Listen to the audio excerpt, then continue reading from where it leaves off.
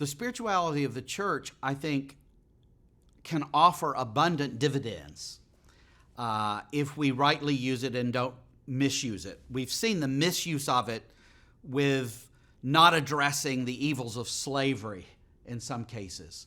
We don't want that. Hodge called that the church avoiding her painful responsibilities.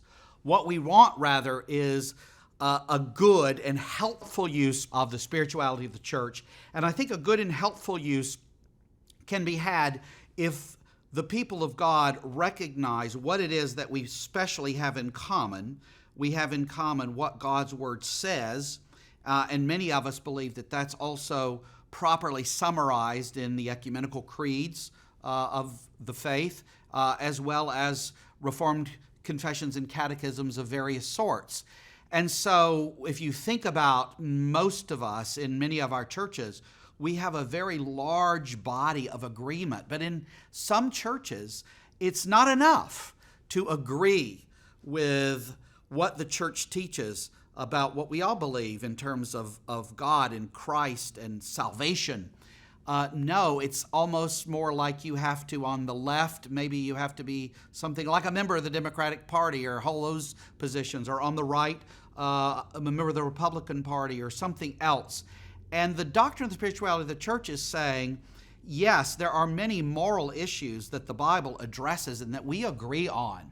And that we agree on as church as institute and even church as organism. You go out into the world and you live faithfully to what God's Word says.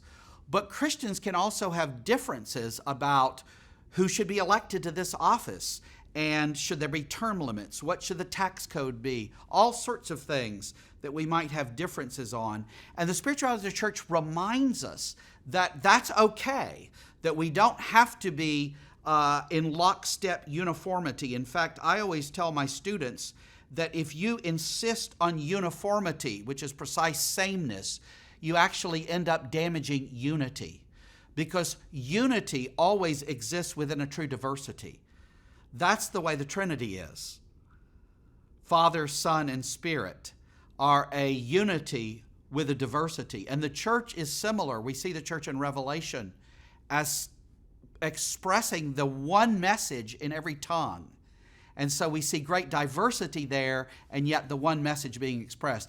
And I believe that a recovery of the spirituality of the church could allow us to enhance and better live in unity, while our diversities may be properly appreciated and isn't seem to undermine that true unity. So the spirituality of the church reminds us that our focus needs to be on evangelism and discipleship and living for Christ in our world, and understanding that some of us may have some different ideas about the particulars of that. We don't believe this doctrine of the spirituality of the church. Part of it is to say that the Bible does not contain a divine, detailed blueprint for every aspect of life. It contains all the principles we need for living, but we can differ on some of the application.